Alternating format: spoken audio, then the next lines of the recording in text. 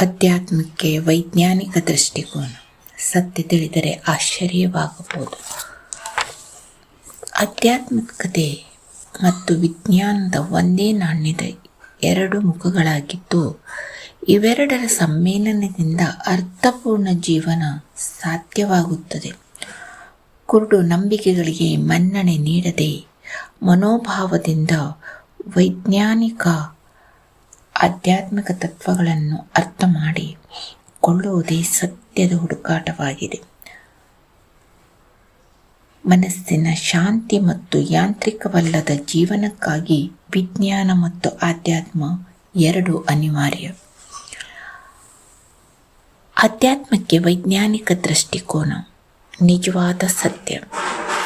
ಆತ್ಮೀಯ ಸ್ನೇಹಿತರೆ, ಆಧ್ಯಾತ್ಮ ಎಂದರೆ ಮೂಢನಂಬಿಕೆ ಎಂದು ನೀವು ಭಾವಿಸಿದರೆ ಈ ವಿಡಿಯೋವನ್ನು ಕೊನೆಯವರೆಗೂ ನೋಡಿ, ಏಕೆಂದರೆ ನಿಜವಾದ ಆಧ್ಯಾತ್ಮ ಎಂದಿಗೂ ಕುರುಡು ನಂಬಿಕೆಯನ್ನು ಕೇಳುವುದಿಲ್ಲ. ವಿಜ್ಞಾನ ಹೇಳುವುದು ಒಂದೇ ಮಾತು: ಸಾಕ್ಷಿ ಇದ್ದರೆ ಮಾತ್ರ ಒಪ್ಪಿಕೊಳ್ಳಿ. ನಿಜವಾದ ಆಧ್ಯಾತ್ಮವು ಅದೇ ಮಾತನ್ನು ಹೇಳುತ್ತದೆ: ಮೊದಲು ಅನುಭವಿಸಿ, ನಂತರ ನಂಬಿ.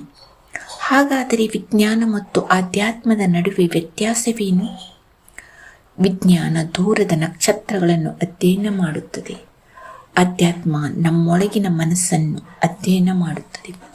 ವಿಜ್ಞಾನ ಪ್ರಯೋಗಾಲಯದಲ್ಲಿ ಸತ್ಯವನ್ನು ಹುಡುಕುತ್ತದೆ. ಅಧ್ಯಾತ್ಮ ಜಾಗೃತಿಯ ಮೂಲಕ ಸತ್ಯವನ್ನು ಹುಡುಕುತ್ತದೆ. ಕೋಪ ಬಂದಾಗ ಅದನ್ನು ಗಮನಿಸಿ, ಭಯ ಬಂದಾಗ ಅದರಿಂದ ಓಡಬೇಡಿ.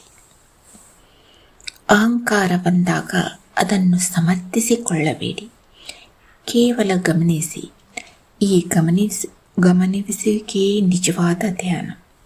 ಈ ಧ್ಯಾನಕ್ಕೆ ಯಾವುದೇ ಧರ್ಮದ ಗಡಿ ಇಲ್ಲ, ಯಾವುದೇ ಜಾತಿಯ ಗಡಿ ಇಲ್ಲ, ಯಾವುದೇ ನಂಬಿಕೆಯ ಗಡಿ ಇಲ್ಲ. ಇದು ಮನುಷ್ಯನ ಒಳ ಜಗತ್ತಿನ ವಿಜ್ಞಾನ.